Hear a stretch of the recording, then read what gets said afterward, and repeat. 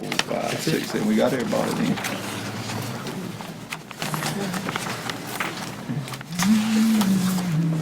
Okay. I'd like to welcome everyone to our board meeting tonight, October the 5th, 2015. Everyone's present except Mark, Richard, and Sean. Let it be noted. At this time, we'll have the Pledge of Allegiance. Ms. Mildred. I pledge allegiance to the flag of the United States of America and to the republic for which it stands, one nation, under God, indivisible, with liberty and justice for all. All right, during a moment of silence, we need to remember continue to remember our students and our faculty and parents. We also need to remember those flood victims that they're having to deal with losing their homes and so forth, especially in South Carolina. Even though it's not right here, we still need to remember them. And we know what it was like to go through something like that several years ago, and it just really upsets the school system whenever that happens. But we need to remember those. Let's have a moment of silence. And we got some students in Oregon, yes. That's right, that were the ones that lost their lives, and then those that were injured. We just need to remember that. And we just need to be thankful that nothing like that has happened here. Amen. And always be prepared. Let's have a moment of silence.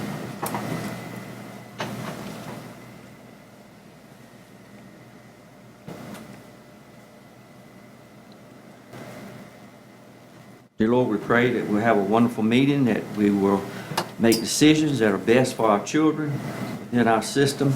And dear Father, we just thank you for who you are. In Jesus' name, amen. Any adjustments to the agenda? If not, motion to approve. Move to approve. Second. Benji moved to approve.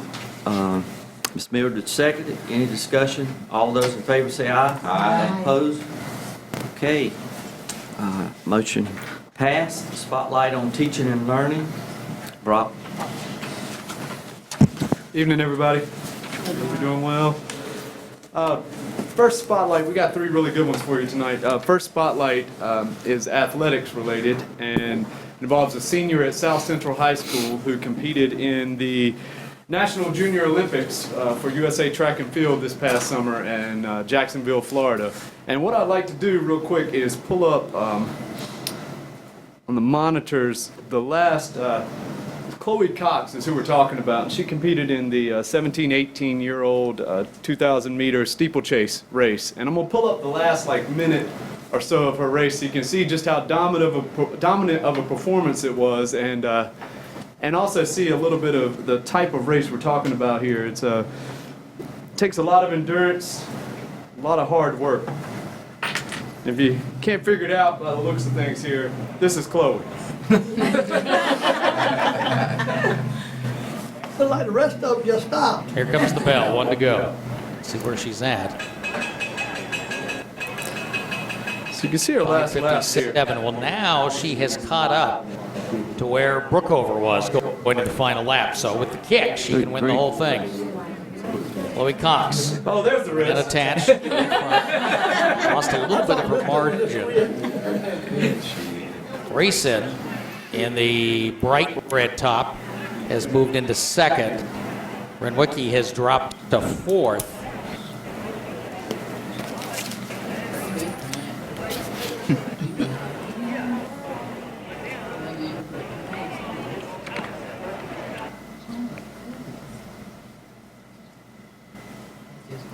Marissa Flournoy is now your third place runner. And you see Cox clearing those barriers with ease. And I was not familiar with this, and I don't know how many of you are, but I mean, there are hurdles, there's water. I mean, it's quite a race. Yes, ma'am. And you'll see the water here in just a second. They jump up on it. And then Now Cox finishing up strong and trying to beat 7:31, and it looks like she'll do it. Here comes a nice late move by Reeson. Reeson's going to get second. And there you go, it's 7:27. There's your champ.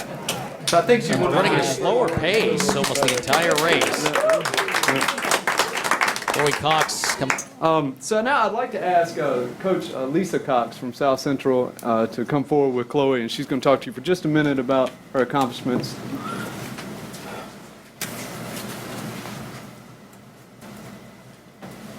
Yeah, I happen to be her mother and her coach. Not by choice. I'm actually the South Central cross country coach, and I'm the hurdle and distance coach for South Central for spring. Most of the runners will be done after the state meet in May for the county and the state, and some of the runners will join club teams or they'll continue running under some of the association track and field, and they can run unattached. So actually, South Central had 3 runners this summer that made it to the national level. Nyaja Daniels, who made it in the 100 meter, I believe. She's at UNC Charlotte this year. And then Chloe has a twin, Claudia Cox, and she ran the 400 meter hurdles, and she finished 12th overall. To get to this level, we have an association meet for the state, usually held at NCA&T in June. The top 6 then go on to the region. Our region happens to be our meet this year in Virginia. So we do Potomac Valley, North Carolina, Virginia is our region. I believe there's 18 regions that compete in the United States, and the top 3 go on to nationals. So what you saw on TV was the second heat of the steeplechase for 17-18 meter. Chloe wasn't expected to win, but she had a fantastic race, and she is a national champion in the 17-18 women's. So it was a big deal for her and for the school. I do also want to say that for Pitt County Schools and Education, Chloe's also second in her class right now as a senior. So she's also strong academic, and so athletics and education have been fantastic for her through Pitt County. So.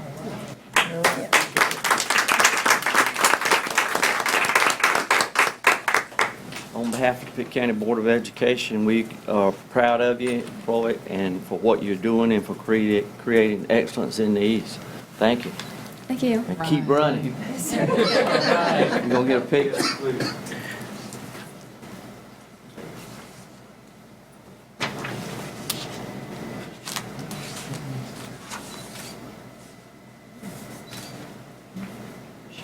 Thanks.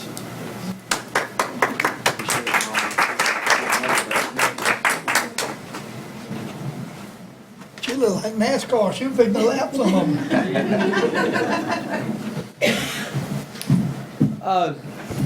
Next, I wanted to let you know our district has been really fortunate to obtain a number of grants recently for a variety of initiatives ranging from expanding our hands-on science, technology, and math experiences for students to transforming our traditional media centers to maker spaces, which you got a little taste of that as you were coming in this evening.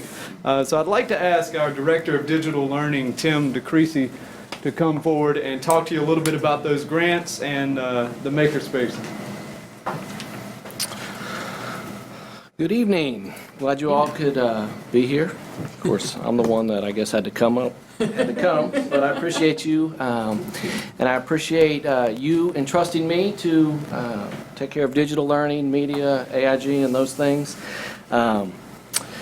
But I also want to thank the things I'm going to share with you has definitely been a collaborative adventure, and with facility services helped played a part in that. And we started 7 or 8 years ago down this path. I talked with facility services about, coming alongside of us as we got this money to renovate our media centers, and they've always been willing to step in and, add the painting or the carpet or, whatever to maximize the dollars that we were getting. So like I said, over the last 7 years, my goal has been, to make our media centers a centralized place in our schools, where students and patrons can come, to gain knowledge, collaborate, and think deeply about the world around them and to learn more about the world around them. So with that said, we've always wanted to kind of move with the times, maybe blaze a few trails ourselves. And so with that said, with anything you want to do, it's going to take funding. So luckily, we've been able to work with Perkins Weston Wells has been a great source over the last 7 or 8 years. And over that time, we've been able to get almost $870,000 worth of money to transform our media centers.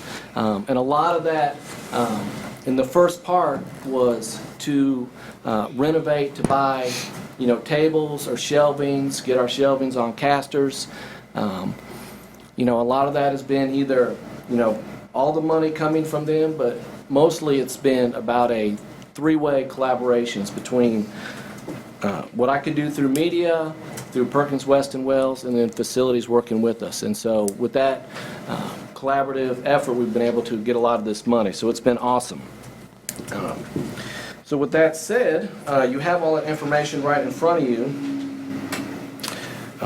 But over the time, when we started down this path, we wanted to update our media centers, make them more inviting. And so as we did that, we've kind of have those things in place where on your sheet you saw where there was full renovations, there were completions, and where you see full, that's where we replaced tables, chairs, shelving, all of that. We did everything in the media center. With the completion, either we helped with the grant and they just needed help to complete their shelving or buy chairs or something like that. So it was a partial renovation with them to help us. And so we've been able to do that over that time. So with that said, even though we've had that vision, now we have that part set up, we wanted to move on to what the next thing is. And with that, it's moving into this makerspace environment away from just being able to check out books. And so with that said, it's taken, it takes vision and collaboration, and we're lucky to have Joanna Gerakis. She has served over the last year as president of North Carolina Association for Libraries and Media. And that has entitled her to be able to go to a couple of national conferences, kind of get her eyes out on the horizon to see what's out there, what other states are doing, and to bring that knowledge back to us. So she has definitely played an integral part in helping transform our media center. So as you were coming in this evening, you're able to get a feel for the makerspace, and the green screen is just one of those makerspace ideas. It's certainly not all of it. We're going to talk a little bit more about the technology science part of makerspace. But if I can have Joanna and them come on down, we're going to, as you stood in front of a green screen to take a picture, we're able to take your pictures. Really? You Oh, put it on man. TV, really? I am not looking at that. You did not tell us that tonight. I didn't know till Dr. Linker told me to do it. Disclosure. I don't know who you are, really. Just leave it on that bit. I did not consent. So we're able to take you from this, we've had a lot of rain over the last 16 days, so, this is right out in front of the county office. So we appreciate you all being good sports, and participate in this activity. Obviously the kids, would love to do something like this and are enjoying doing this in their school. So I'm going to turn it over to Joanna and let her talk about the nuts and bolts about this part of the media makerspace. Well, good evening, and thank you for letting us have some fun with you.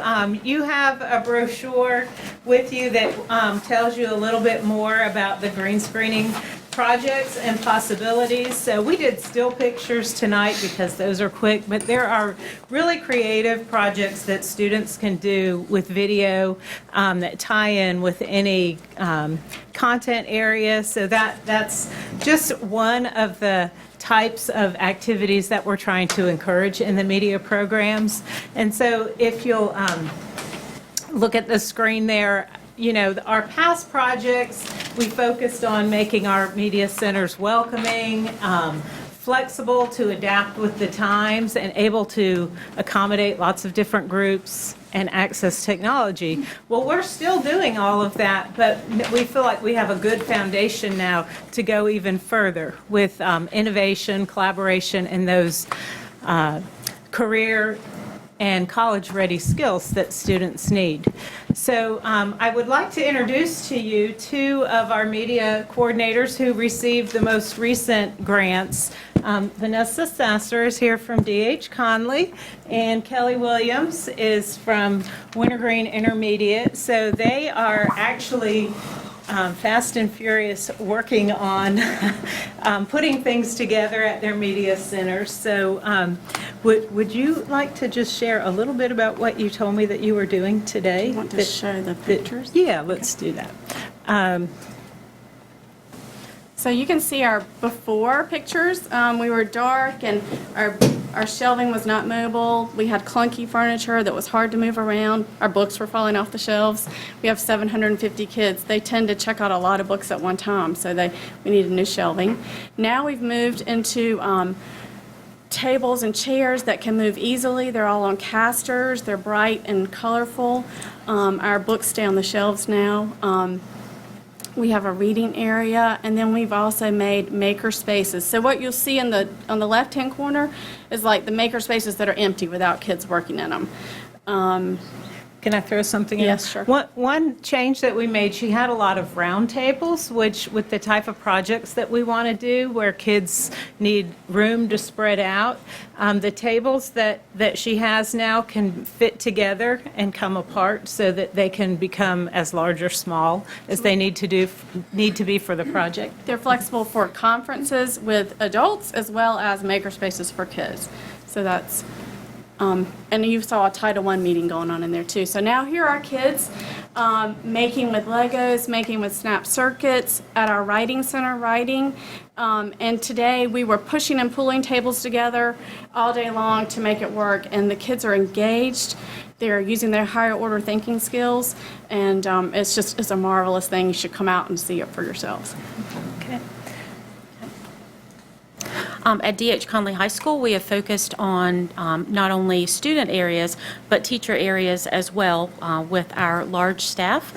We needed a place for teachers to collaborate, so we did create a teacher collaboration center. We went through a full renovation this summer in our back room and also areas in the Media Center itself. We were able to partner with our construction classes and were very well supported by facility services to be able to get those things done. We have had a great response from teachers, students, and parents who come in and are able to see the changes. We have had an increase in students visiting the Media Center. At our last check, last Friday, we had approximately 2,400 students who have signed in since the first day of school into the D.H. Conley Media Center to visit our maker spaces, to work on projects, to work collaboratively in groups. And we're seeing an increase in students coming in as well as teachers working. You take a look here, you will see we do have a 3D printer, and that has been a very popular makerspace. We are doing projects with art.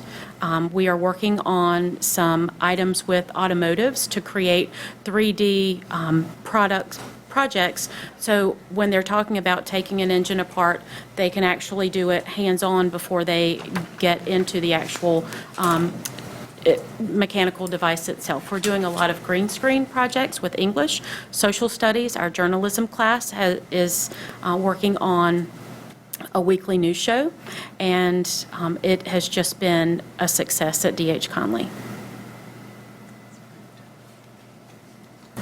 Do you all have any questions for these ladies? We appreciate all the hard work in writing the grants also. It's so important. All right, thank you. All right, we do have one other grant that we want to talk about, and that's the one that we just got.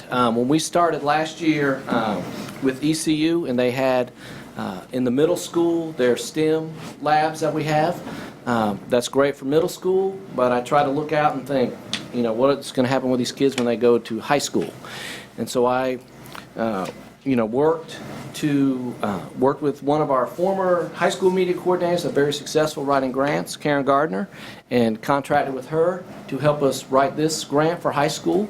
Along that same time, was able to hire Jed, so he brought in the science piece, and together we came up with this Project MERC, which is making engineering, robotics, and coding, to bring in, to expand what we were doing with our media center. So that $180,000 grant is going to help us over the next 3 years, $60,000 each year. I'm going to bring Jed down here to talk about the specifics of that grant and how it's going to help those kids that are typically underrepresented in our science fields, to pull them along and expose them to that science concepts. The grant that we just received is a Boroughs Welcome Fund SSEP grant, which means that the grant is designed for after-school and summer activities primarily. And so the $180,000 is over $60,000 for each of the next 3 years, is primarily going to be used to set up a summer camp for 72 students, 12 from each of our high schools, and be able to have that camp at no cost for those students and to bring them in. But we also didn't want to spend $45,000 on camp materials and have them go in a closet and come out again the next year for the next camp. So we spent a lot of time and energy trying to figure out how we could take what's going on with the grant goals and the direct impact of those 225 students over the life of the grant, and find ways to take the materials that we're going to bring in for the grant, split them 6 ways so that they can go out to each high school that's involved, and be able to be used to support whatever they're doing at that school, either in their new maker spaces or with their after-school science activities and math activities. So main focus here is trying to foster connection between what's happening in the middle schools, what's happening in the science and math classrooms, and to connect to activities that are already going on. And so some schools have science Olympiad teams, some schools have robotics teams, and there's money in the second and third year of the grant to encourage those schools to start new teams or to build on the teams they currently have. The last part that we really want to focus on is once we start impacting those teams, and not just the kids that are coming to the summer camps, that project can kind of build outward, and hopefully the indirect impact is going to be 9,000 to 10,000 students over the course of those 3 years. We're going to expand the learning environments in the media center. There is about half of the money in the second and third year of the grant, approximately $50,000, is set aside for schools to set up teams of students and teacher leaders at those schools to determine how that money is going to be spent. So the maker spaces are more advanced at some places and just getting started at other places. So there'll be teams of students that are going to be developed through our camp and working with our really good media coordinators and everybody else we have working with us to determine what best serves North Pitt, what best serves Aiken-Grifton, what best serves each of our high schools. And so that'll help us build our extracurricular programs. They'll have a place to work after school, and we're really excited about where it's going to go from here. All right. Yes, ma'am. Have you come up with guidelines already for who will be participating in Yes, ma'am. or the selection process of the 225 students? Yes, ma'am. Can we get a copy of that, please? Yes, ma'am. Okay. We had to. That's actually a very important part of the Boroughs Welcome Fund, is to make sure that you identify how it's going to reach underrepresented folks and how you're going to make sure it reaches more kids in your classes. And so we had to put in a very stringent rubric over how we go through the selection process. And so that's in writing, and we definitely have to adhere to it. So that's Mr. DeCreasy has that paperwork. We'll make sure you guys have it. Thank you. It'll ensure that at least 50% of the people involved are in the underrepresented categories. Okay. Thank you. Yes, ma'am. So, did I hear you say that 17 of about half of our media centers have makerspaces? And No, half of our media centers have been renovated over the last 7 or 8 years. just been renovated? And some of them did not need to be. Northwest, South Central, those newer schools, Petrolas fell under that, G.R. Whitfield, they had already been renovated. So these were just full renovations, and now we're working with the Perkins West and Wells to look at those partials. They just need shelving and moving forward with those. So the thought is they'll all be at a certain standard district-wide? Yes. A defined standard? Yes. When I took district-wide. over, most of our media centers were sitting with furniture 30-plus years old. And so I wanted to work with Perkins West and Wells to how to streamline that grant process so we could guarantee, we were fighting with each other. And everybody was submitting grants, and I kind of said, no, let's just one at a time, and let's just take our time. So it's taken us 7 years, but we finally got to the point where we did all the major ones, and now we're just to the partials. Thanks. Any other questions? It's great work. Appreciate it. Great All right, work. thank you very much. Great Thank work. you.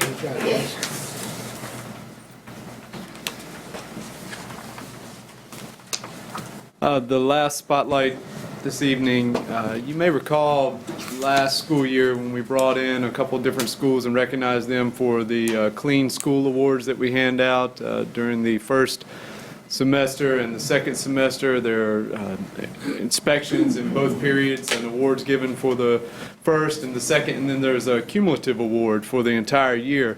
And we've got the winner of that award here tonight, and it was Sadie Salter Educational Center. And if you've been in there, you can understand why. It's just an incredible facility. It looks so good in there. And I'd like to ask Colonel Coffinberry and the crew to come down, and he's going to talk to you a little bit about this group and who he has with him, and show off the big trophy they've got behind me.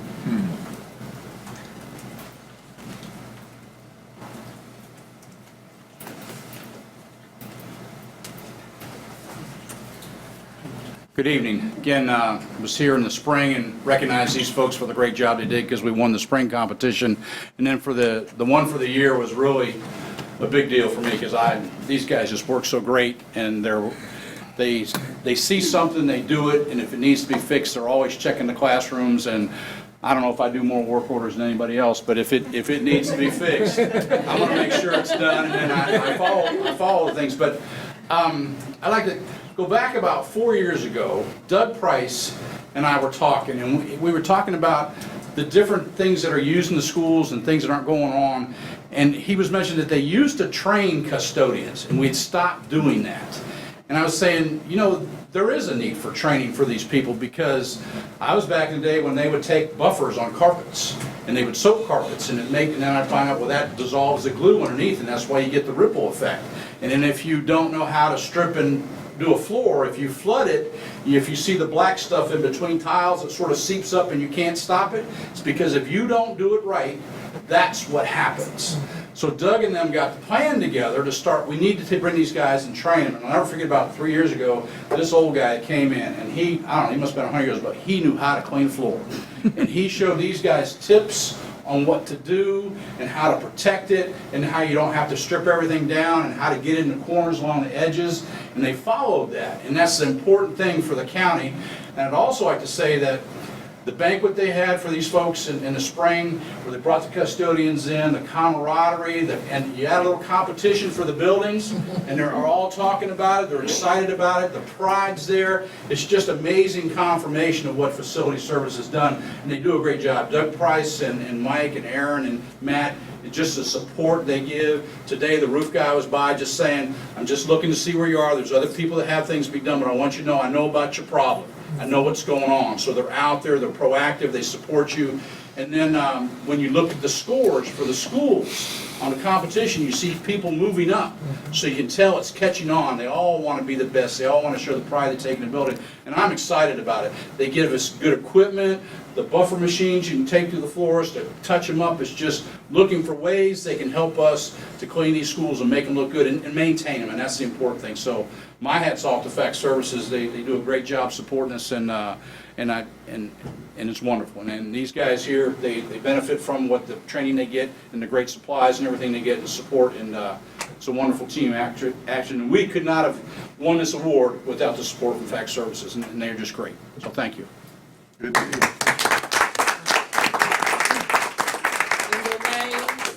We're going to get, where's the trophy, guys? You guys going to hold the trophy? Hold the trophy. Yeah. Can you introduce him? Can you? Thank you. Yeah. This is Michael Flossie, he's my head custodian. Thank you. Thank you. Appreciate it. Those Pippins, my lead custodian, and this is Marshall Ward. Thank you. They give you the. Is that the way it is where you work too? You got the heavy stuff. She got to hold the heavy stuff. She's got the hall with the most diapers.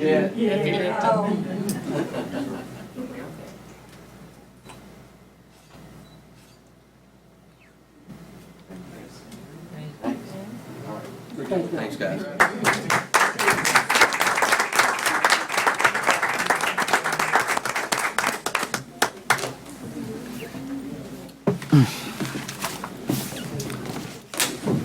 Okay, motion to, let's see, public expression. I did not have any. All right, we can move on.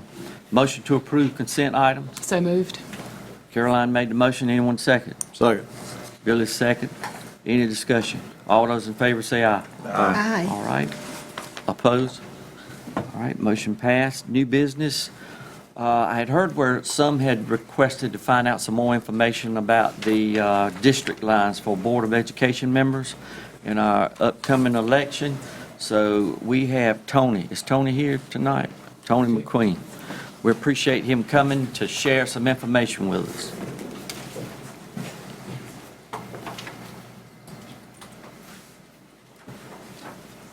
Here she is. I don't have a whole lot to say other than I don't know if y'all got one of these sheets, these information sheets. This basically spells it out for you, how the legislature did the plan.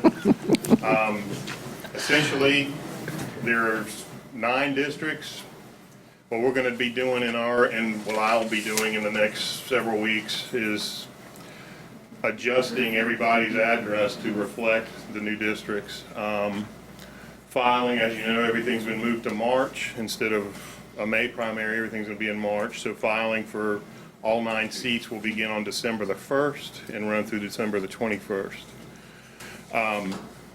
By that time, by December the 1st, I'll have everything, and everybody's addresses will be updated, and you will be able to look where specifically you live. I did a little looking the other day, and there is somebody living in every district among y'all except for 1, 5, and 8. Those are the only 3 that there's nobody currently on the board that resides in those 3 districts.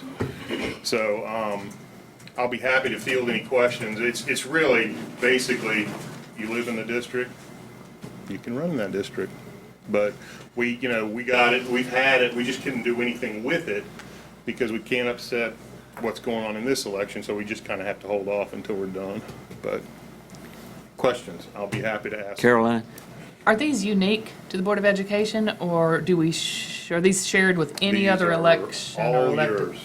Totally unique. Yes. So, okay, thank you. They pretty much, there are a lot where it hasn't changed a lot, but there are some significant differences in some parts. My work will, it will not be that hard, but yes, they are unique to you and nobody else uses them. Yeah, the county commissioner did, because you usually have to follow those, and those are going to be totally different. So, yes, ma'am. You gave out. This has no way of going with the county commissioners at all, does it? No. Why didn't they follow those lines? That would be a question for the legislature. I'm just the messenger. I thought the same thing. Ms. Miller. Okay, there was a map that was given a couple of months ago, and it had the combined districts and everything, but it wasn't very clear. You couldn't hardly see it. Are we going to get better updated maps later? That map you're talking about is the original one that was put out by the legislature. Was very vague. This map that you're seeing now, I could pull that up in the GIS, and I can go. I can screw down right to a particular house. Yeah, that's it right there. So I can actually get right down to street level to figure out, because I'm going to have to, because there are actual streets that are actually, one side is going to be one district and one side is going to be the other. So So when will we be able to get a map like the updated one? Anytime you want. I'm going to leave that one here, but I can get you as many copies as you want, or whatever size you want. That size is the biggest, and that way you can see all the roads. The smaller you get, the less roads you have. But yeah, exactly. Yes, ma'am. You know, the population of registered voters or just residents in the districts was there any? Do you know if there was any attempt to balance that, or Nope. do you have any idea? What happened was that they passed it. We saw that it was passed. Legislative services. It took me almost a year to get that from them. It took forever. You haven't run the numbers yet to know, like, Not yet. 5,000 are in this. Yeah, because I district. can't, because, like I said, I haven't moved You have to the move roads. Once I move everything, then we'll be able to run stats. And that's, actually, they're kind of wanting us to do it by the end of next week, but that's kind of pressing it, but, because I've got voting machines I have to test and everything else. But, yeah, we're hoping, theoretically, in a couple weeks, we'll have it all done. It shouldn't take that long, but I say that and it'll end up taking me a week, so. So if we want a map like this, what do we do? Go down to Board of Elections? Yeah, just give us a call. I mean, if you tell us, you tell me how many you want. Yeah, if we could get, Yeah, you give me a call. that would be good. I'll make all you want, and I can make smaller ones if you just want to see, but if you want the I ones wanna you want to be able to see. Okay. Need to see. That's not a problem. I want to see the roads. Sure. I sure can. Anyone else got any questions? Because since we have him here, Ms. Mildred. Yeah. The other question I had is relating to the precincts. You have that information too, because that tend to change. Yep. Or the precincts? Right, in terms of your voting precincts. Yeah, the precincts, I can lay those on top too. They haven't changed. We try not to change those because it's too much trouble to try to change those, so. Mary? Thank you, Mr. Chairman. But that is a good question because we had it, we had precincts added to us. Yeah, and so, yeah, they're gonna be, with the district lines moving, you're gonna probably pick up and split and lose some as well, so, yeah, I can lay the precincts line on top of it too, so that's not a problem. So when you can just get them to Carolyn. Yeah, I'll take care of it, not a problem. It's easy. And Caroline. having worked in on precincts on voting days, it'd be great to have something like that for people since it's brand new. 'Cause they're going to sit there and say, well, I wanted to vote for so-and-so, but we've not on my already- ballot, and it'll take a lot of time to tell them, sorry, Yeah, you don't live there. That's gonna be It's part changed. of that's gonna be part of the primary for every precinct, because we know we're gonna have lots of people asking questions. We don't have primaries, though. No, I mean, for the general election, yeah, so. But. Any other questions? And and I know, once you look at all this, if you have any questions, call us. I mean, and if you have specific address questions, call me, because I can drill down right to whatever address you're looking at. And if you're not sure of what address, where it is, just let me know. I'll be glad to do it. Okay. But thank you for having me. I just have one other comment. Okay. Just make sure this time we all are on the ballot. Yeah. Because I was not on the ballot last time, and that was the most amazing thing. So during my whole entire voting history, I was not able to vote for myself. My family was not. And just fortunate, I didn't have opposition, so that helped. But imagine, but I could not vote. My name was not on my ballot. And so please, make sure that everybody's name is on the ballot that's supposed to be on there. That was a unique circumstance, so yes, I know. Any other questions? So Carol, you're going to get us the maps. You'll get the maps down. Okay. All right. Thank you for having me. Thanks. Have a good one. Appreciate it. EPS? Yes. Caroline? We did have a meeting on September 23rd with a quorum, and Cheryl is going to summarize what we talked about. All right. On September the 23rd, we didn't have any public expression, but we had 3 agenda items that we discussed. The first one was policy 9.607, and it's about minimum failing grades. As you know, the state legislature passed the ruling for all high schools to go to a 10-point grading scale. Well, with that, we had to address the policy that stated, well, it actually recommended for teachers to not give a grade lower than a 60 on the first report card for the 6 weeks. And it was just a recommendation. And so a 60 with the 10-point grading scale would be a D. So we presented the policy to the board members at EPS to change that to a 50. Well, they voted yes to bring it to the full board for approval. Since then, though, we have discovered that that same statement is in several other places along policies and procedures. And so we talked to Caroline and Mark and made the recommendation to take it back to EPS for a possible discussion and possibly a rescind on the policy. So I would like, with permission from Caroline, to not present that for approval. Thank you. The second item was the kindergarten entry assessment update. As you know, the DPI has, in the state legislative also passed a kindergarten entry assessment test for every kindergarten coming into school, any LEA, any school statewide. Now, this is not the same as the M-class assessment that they do on that computer. This is something different. There was major training rolled out in the spring. We had a whole team that went to 4 meetings that were trained. We were supposed to come back in the summer and train teachers, and we did. We trained all the K-5 instructional coaches. We trained 2 teachers, 2 kindergarten teachers from each school. The unfortunate thing about that is, though, that the software that they're supposed to put all this data into was not ready, and so we did not get to train on that. So when we started school, we actually were pleasantly surprised that the kindergarten teachers, when they saw the assessment, it was not much past what they already did when kindergartners came into school. It tests 5 things. It tests language development and communication, approaches to learning, emotional and social development, cognitive development, and health and physical development. So it really tests the ability of a child to learn, whereas M-class tests the reading ability. So it was 2 different kinds of assessments. Kindergarten teachers really didn't have a problem with the assessment at all. However, some of them were able to get into the software program once they launched it, and some of them were not. And so what we did was we created a form so they could keep it on paper copy in case they request it. Now, since then, we have had some institutions wanting to know if we're going to have this data. And for instance, as you know, Pitt County has a literacy coalition.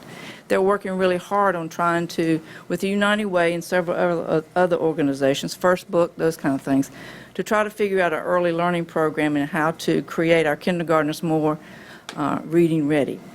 Well, they wanted to know about the data, but we will not get that data. And as a matter of fact, today we got a statement from DPI stating that this data for the KEA, and this is what they said, I'll read it to you. The status summaries made by teachers will then be entered into the state's longitudinal data system, creating a portrayal of North Carolina's kindergarten children.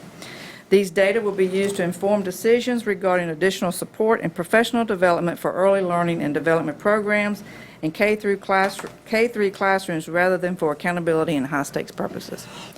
So in other words, we will not actually get the data. Now, each teacher has their data for their children, but as a LEA or as a entity, we won't be able to pull that data. It's really for the state's use.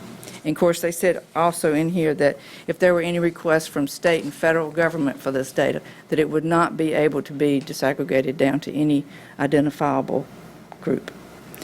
So that was the update on KEA. The third agenda item really was a request from several of our board committee members to sort of get an update on what we're doing with school counselors. Dr. Linker, one of the things he wanted to do when he came in was he wanted to address counselors being possibly moved under the curriculum department. Now, as you know, counselors have 2 very important roles. One of those roles is the social aspects and the counseling aspects of children. And that's important. When you talk about bullying, when you talk about, the things that they're dealing with, that's the counselor's role. But a second thing that they deal with is also curriculum. High school 9-12 counselors especially are very responsible for guiding kids in which pathway they need to go in, making recommendations for things. And so with that in mind, we had really not focused a lot on curriculum, so we decided to do that. So far, let me tell you what's happened in 9-12. Mr. Frazier met with lead counselors. He chose a lead counselor from each of the high schools, brought them together. They planned all the counselor meetings for this year. They also planned the online registration manual. They have created a POC with all of them so that when they meet, all the schools know what's going on in all the schools. 9-12, the Department of 9-12 has taken on the scholarship information as far as we've actually created a website, a link on our website, and we have uploaded all of the scholarship information and what's available to all the counselors across the whole district. And so that's being maintained through the 9-12 department. We also added in there plans for the district registration process, which is going to be everybody following the same timeline, knowing what classes are out there, being able, and every school follows that, and the counselors work together on that. So we're really excited about it. We feel like we finally have everybody sort of on the same page. Now, in the K-8 world, what they're doing is they're meeting as POCs also, and they're creating a resource file for all of their counselors. In other words, what did they use for bullying? What did they use for this? What kind of resources did they have for this? Do they have plans that they use? Because, some of them teach, some of them go into classrooms and teach. A big part of the K-8 counseling part is going to be facilitating the multi-tier system of support. So let me talk a little bit about what that is. DPI, actually, it's kind of been instigated by the federal government, but basically in the year 2020, the federal government and the exceptional special ed department, exceptional children, are going to require, they're no longer going to let a kid take a test and look for a discrepancy of a certain number of points for a kid to qualify as learning disabled. By the year 2020, they want to see data where schools tried different interventions and that didn't work. As they progress and try more and more, and then you have to show that documentation. Well, as a result of that, the state of North Carolina has rolled out a massive training unit called the multi-tier system of support, which is how do you tier this intervention so that you can try to reach kids before they reach the level of special ed. And the counselors facilitate that. Now, Pitt County is in the first cohort of training. There's only 8 districts in the state that's in that cohort. We met last week. We are in the process of sort of showing what we have already, where we are. We have 3 schools in our district that we're going to roll this out massively with, Aden Middle, J.H. Rose, and Pactolas. The reason for those 3 schools is that they've already started down that road on their own, and they're making some pretty good progress. But anyway, back to the counselors. The counselors will be responsible for understanding the data because they facilitate that meeting. So it's important that they get trained on what data should look like, what interventions we have, do they understand all the different programs and curriculum issues that we have. So that's what we're working with them on, along with the resource file for other things. But anyway, it was a good meeting, and we feel like we made a lot of progress since the request came in. And of course, when our board members are very determined when they request something. So anyway, that's the agenda. Any questions? One thing. Thank you so much. Yeah. You're welcome. Over the moon. I know you know. Okay. The training for the K-5. Uh-huh. Okay, now, we have Abbott at middle school. Can that transition with them? That would be more of almost like a tier 1. In other words, we're working with them, but if a student's really starting to struggle, even in Abbott, you never drop anything. So they would stay in Abbott, but we would increase some more stuff. Okay. Okay. Okay. Thank you. You're welcome. Thank you. All right, Thank Caroline? you. Thank you. You're welcome. I'd just like to make a comment that, the longer I'm on this board and the longer I've had the opportunity to learn from Cheryl and her staff about what EPS does, it's quite large, broad, deep, and complex, and you have made it understandable for me, and I really appreciate that. Thank you. What I really like seeing that you're doing now that is implementing one of Dr. Linker's goals is systematizing processes throughout our school system. And instead of having 6 different registration processes at high schools, there's one registration process at high schools. Instead of having 6 different ways for students to find out about scholarships when they're in high school, we have one way for them to find. And it's more accessible to everybody more of the time. It makes it fair, and it creates quality, the same level of quality in every school. And I really like seeing that. And it takes a lot of hard work to get people to change the way they used to do it, and to begin to recognize, okay, well, maybe this is going to be better for everybody, and more, working smarter, more efficiently. And I think it's fantastic. Bringing the counselors together. A lot of times the schools, elementary school, they have one counselor. Middle school, They've actually really enjoyed it. They really well, anytime you're a solo type of position and everybody else is a teacher or, it's a great thing to be able to bring them together and have them also both network and learn from each other. And again, systematize processes so that we have level quality between schools. And I think that's fantastic. And just one last thing, I have to say, I was so impressed with Lisa Tate. The state supposedly tested that software for at least a year, and they rolled it out anyway. And you guys have graciously worked with what you got, which was a partially functioning computer program at the beginning of the school year that didn't even get to see it before you had to try and use it. Imagine what that would be like, in your job. Is just be crazy to have to try to use something and it's doesn't work very well. And I have to give your staff a lot of credit for going ahead, not griping about it and not moaning and complaining about it. Just, maybe they're used to this, but going ahead and making the best of what DPI hands them. And even if they have to jump around on one foot and do it blindfolded with one hand tied behind their back, they're going to do the best they can. And I really am very impressed with that. I'll let her know. So. Thank you. Thank you. Deborah. You might have to help me here for a minute. You want to?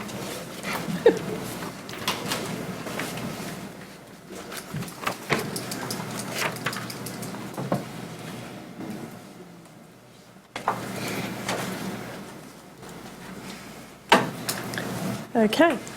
Tonight we do. Let me go back. Whoa. Oh, nice, Carol. Good job. Try that again. Should I use the enter button? Yes, please. Enter button. Okay, we're going to try it this way. We do have an update tonight for the 2015-16 budget. The first thing is that the state did approve a $750 one-time bonus for all the employees who are actually employed on November 1st, and that bonus will be paid in December. In addition to that, there is an experience-based step increase that's going to be given to teachers and school administrators. As many of you know, the teacher assistant funding was preserved at the levels for 2014-15. Now, they did make some restrictions saying these dollars can't be transferred to other allotments, but that's not going to be a problem for Pitt County because we've not done that in the past. They have a new formula that actually the teacher assistant funds will be allotted based on a ratio for teacher assistants to teachers in those grade levels. The state funding for driver's education was fully restored, and starting next year, those funds will come out of fines and forfeitures. The summer reading access camp was expanded to grades 1 and 2.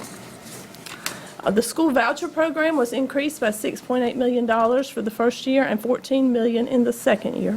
And textbook funding was increased by $20 million this year and $30 million in year 2. Now here we have got a chart comparison that has last year's initial allotments and then this year's allotments. And when you look at that, you'll see that low wealth was quite a drastic drop. We lost $588,000, and we were anticipating that cut. So for this year only, we have fund balance appropriated to cover those positions, and that equates to 12 or 13 teachers. The driver's education was reduced by $25,000. The way they did that reduction was $23 per student. And textbooks, you'll see that that was actually almost double of what we had last year. Now, when you look at the bottom line, you see $2.7 million, and you think that we're doing a lot better. But a lot of that is going to be rolled into salaries and the increases that the teachers and staff are going to receive. So in essence, you're not really going to have $2.7 additional million. Then finally, you'll see the little note at the bottom. These allotments do not reflect the reductions from charter schools. So the state is still in the process of working out those allotments, and they'll be coming in the next week or two. Here we have the impact that the charter school reductions will have, and this is based on what Michael had done in the spring. We could lose up to 30 teachers and 10 teacher assistants and other additional staff. So along with the budget... Can you go back to that? Carol, can I go back to that? Let me see. Carol. She's got all this going for me. Hold on. Okay. Not that one. Wait, no, the one where you said that 30 teachers. Okay. One before that. Yeah. This Right one, there. okay. See, 15, 16 classroom teachers possibly lose 30. Yes, sir. Depending on the number that actually enroll in charter schools. We're hoping it's going to be less than that. But there's a possibility that there's 30 teachers out. What you're saying is that there are 30 Well, when they did the allotments for this year, that was built in. But Because we're just we looking knew at what those comparing numbers what were it going to would have be. been if there hadn't been a Right, charter I'm just school. saying that when you look at those allotments on the other page and you see I that you just got an wanted- extra $2 million, Right, this hasn't come off the top, right. I got it. okay? Yeah. Okay. So along with the budget, you have so many of our expenditures are tied to salary. So the state gives us a document of the questions and answers related to those expenditures, and so I've just tried to give you some highlights here. The new salary schedule is effective July 1st, even though we've just gotten that information now. So the salary increases will be retroactive back to July. Pitt County is going to post those increases and also do the retro pay in October. So teachers and staff will see that this month. Okay. Teachers at the top of the scale, last year they got a $1,000 bonus if the scale didn't incorporate a raise for them. They will be held harmless, so they'll continue to receive that $1,000. So then, in regards to the $750 bonus, we've had a lot of questions. So all employees who are employed on November 1st will be eligible. That does include if a teacher moves up on the salary scale, they'll get that increase plus the $750 bonus. So this bonus, they've legislated, it does have to be paid in December. And teachers or people, any of our employees that work less than 20 hours per week are not eligible. It will also be paid on a prorated basis. So if you're not 100% employed, you would receive a prorated portion. That would impact someone like teacher assistants who are 7 hours versus 8 hours. They'll get a prorated part. Social Security and taxes. Okay. Yes. Please explain that. All right. Just what you explain it. said. Yeah, just explain. Okay, that part. so a full-time employee would be 8 hours. If a teacher assistant only works 7 hours, they're not going to get the full 750. They'll get 87.5%. Or if there's 6 hours, they'd get 75%. Now, if they drive a bus, so that the dual employees, they would get the full, if they're receiving full benefits and leave, then they would get the full amount. And taxes and Social Security come out, but retirement will not come out of that check. So that's what they'll actually be receiving in December. Okay, thank you. You're welcome. Is there any other questions on the bonus? So our closing thoughts for tonight is the state has not released the allotment reduction due to charter schools, and so that is going to have a large impact as we move forward, and we hope to have that in the next week or so and bring a budget package to you at the work sessions. Mr. Chair. Benji. I think I understand it, but to clarify more for those that are watching tonight by TV and here, when the General Assembly approved the step increase for teachers, that doesn't necessarily mean every teacher gets a step increase. It means that if they fall within that 5-year, Right, those teachers who are on a 4 and will move to a 5, they will see that increase. So it's basically your 4, 9, 14, 19. Those, as they move up a step, those are the ones who actually see an increase. do we know, Deborah, what percentage of our teachers that would be? I do not know. Okay, that's fine. Statewide, it was 32%. Okay. That's what I received. And they said that there would be an average raise of 2%. I guess that's spread across everybody. Billy. I'd like to go back to driver's education. Okay? During the summer, we had to put some money in to pay for that. Is there any way we can backtrack and get in that money that we had to pay during the summer to finish out last year's? I'm not familiar with that. I can You go remember back and last year we research had to put some money in there to finish out That what? class. That class. Right. Can we put those names in and collect on them for this year, since we done had to pay for them? If they were in this year's budget, then we'll get the money for them.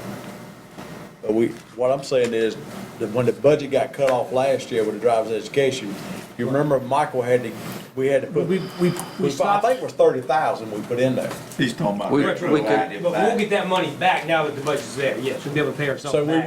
we will get that back. Yes, sir. Okay. Walter. I started to say something last board meeting, but I'm going to say something. I did $750. They get a bonus, right? I did $750. How much will they get? Well, what's going to happen? I'm talking about what you put in your pocket. That's what you can spend. Well, for every person, that's going to be different, depending on what their tax status is and how much other deductions they have, what their exemptions are. You see, this is my problem. You give a bonus, and then they turn around and put all these exits to it that they look ways for to take it back, what it amounts to. If they're gonna give somebody a bonus, why didn't they go tax exempt on it? That's the way I feel. But they didn't go tax exempt. They're gonna put the taxes in there, and then they're gonna prorate it, and then it's not gonna be held for retirement, and they figured a way to get it back. Believe me. And that's why I say the state of North Carolina and that Crowder County General Assembly are full of it. If you're gonna give a teacher something or give a bonus, give it to them. Don't figure out how to take it back. It's the same thing this year about Social Security. They say because the gas prices are low, nobody gets a Social Security raise. And that don't even make sense. Just like this here don't even make sense to me. So I get bent out of shape with it stuff, because they should give it to them. They should not try to figure out how to take it back. And that's what they did. Whoever wrote this thing figured out exactly how to say, well, in a year or two, we'll get that money right back. And that I don't like. They haven't given Get rid of teachers this thing. nothing. And then close it out. Deborah. Okay, any other questions? Okay. Well, I'm sorry, Joe. But it's the truth. That's why Mr. they Chairman. give us the guidelines, so that we all have to I follow know. the They same figure them rules. guidelines, they get that money back, and that's exactly what they're looking for. Mr. Chairman. And these employees that we have, they'll get a little bit, then all of a sudden, taxes, then they got to file it on the taxes, so they're gonna get it again. And time they get through, they haven't really got anything. To me, what you can spend is what you can put in your pocket, and that's it. Mr. Chairman, to me, to follow up with what Walter is saying, to me, the biggest concern I have is that that money is not even going to be considered toward retirement. That's right. And that's a big deal. And that's the thing, really, to me, that's the travesty in all of this. I mean, I can't, this stuff that they do is fine if they do it and do it right, but this is not done right, period. It's done all wrong, get it all back. When you see them, tell them. Don't you think I want it? Well, I'm just telling you what to do. Anything else, Deborah? That's all. I do have a quick question. Caroline. Okay. About driver's ed funding starting next fiscal year. The fines and forfeitures fund, is that like our fines and forfeitures or the state fines and forfeitures? I would have to research that, I'm not real sure. The state. Okay, so they're just taking it from a different pot at the Just state transfer from level. one place to another. That's all. Right. Okay. I got one more. I know the driver's education fund was $25,000 less. Is that gonna be able to, We're gonna have to look at that real close and see, because right now I think we're charging $40. I think we have the ability to charge 65. 65. yeah, And I think you said that's a $23 Right. cut. And So that's cut. something that we're gonna be bringing back to this board after looking at all of our numbers and seeing if, do we need to make a recommendation to up that number to by $20 or $23 or whatever the board decides, but we're gonna look at those numbers now that we actually have a budget and bring to you. I was just wondering. That's a good question, excellent question. Anyone else in regards to the budget? Okay, thanks. Comments by the superintendent? Just quickly, our media coordinators, as you saw here this evening, it's once a year, they do a gallery walk at one of our principals' meetings, and if you get a chance to see what they do, I mean, it's amazing some of the stuff that happens in our media coordinators, in our media centers, and what these individuals do with their kids. They have kids creating stuff, creating movies, creating commercials, and the media coordinator there talked about engagement. These kids enjoy it. They like it. What's better than a kid who likes to go to school? You know, it's good stuff. So they're doing a great job. It's really just fun to see what's going on with these. And it's different than looking around the board here than when any of us went to school. It's a whole lot different now. So it's neat. These kids are getting taught their future, not ours. So it's good stuff. Thank you, sir. Ms. Mildred. I think she has nothing to say again. All right, go ahead, Caroline. Still sick. Look, I have one more meeting there. Let's make sure. Okay, well, I'd just Chair. like to say the spotlight on teaching was really great tonight, and the PCS digital learning that we learned about. And just want to say that we are going to our first conference of the new year, new fiscal year on this week in Raleigh. And we'll tell you about it when we return.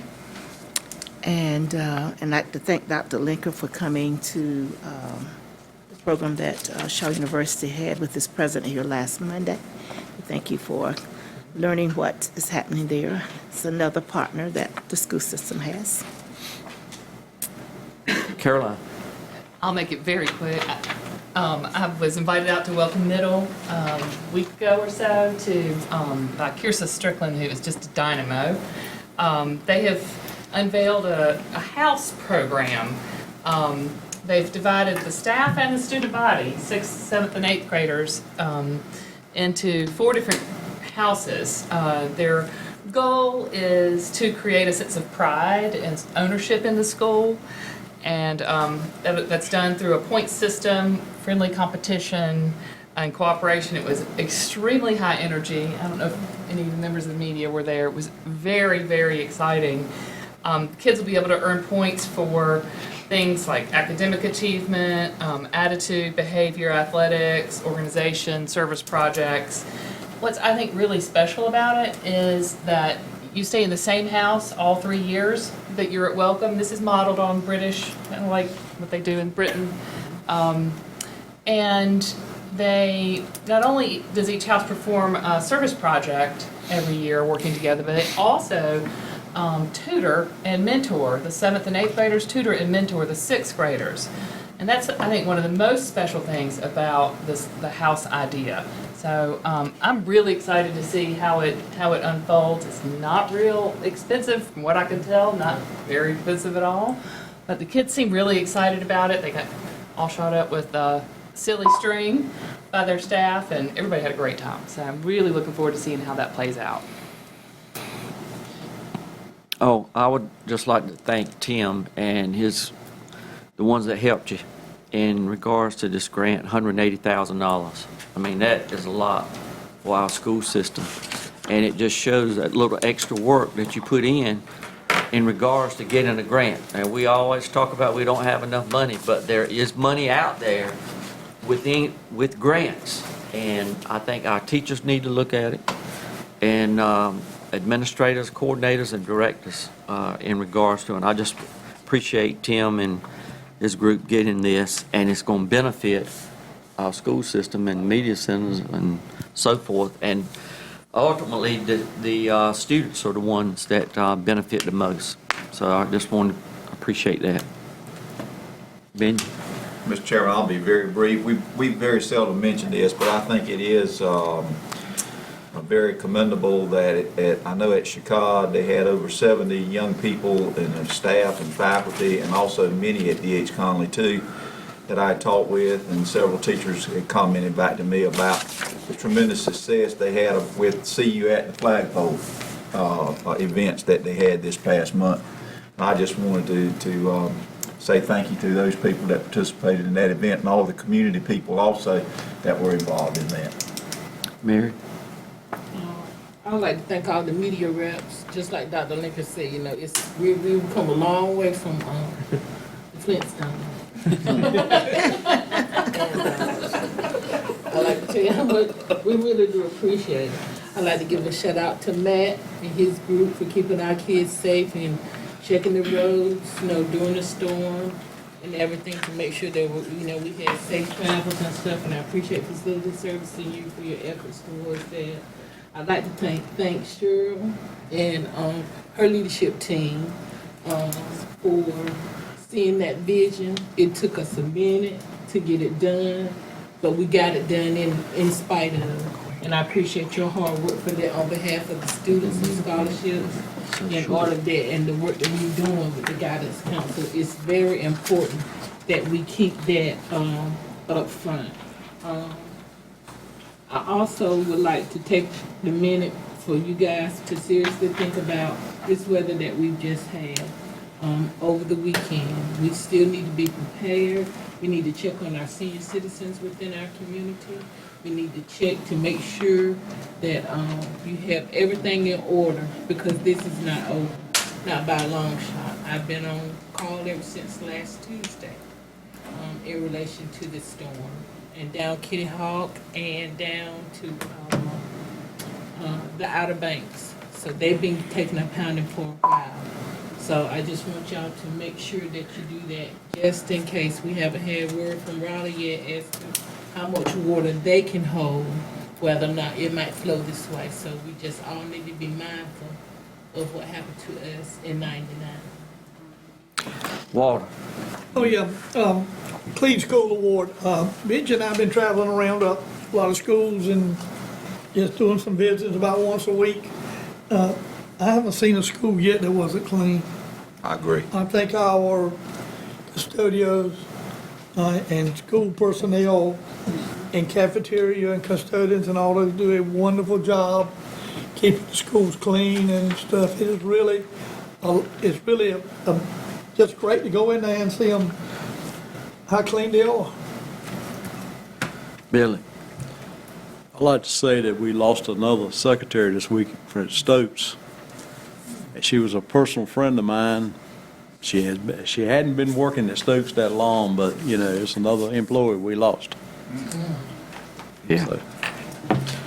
Okay, Ready?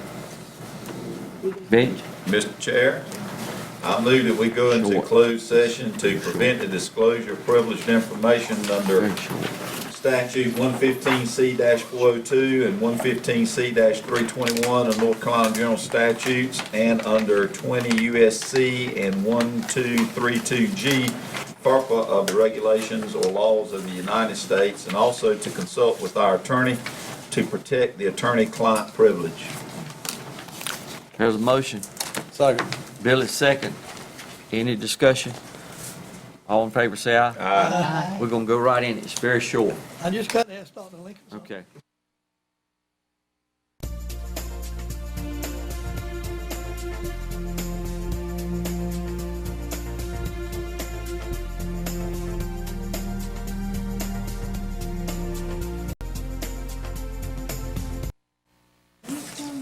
Go. I move we adjourn.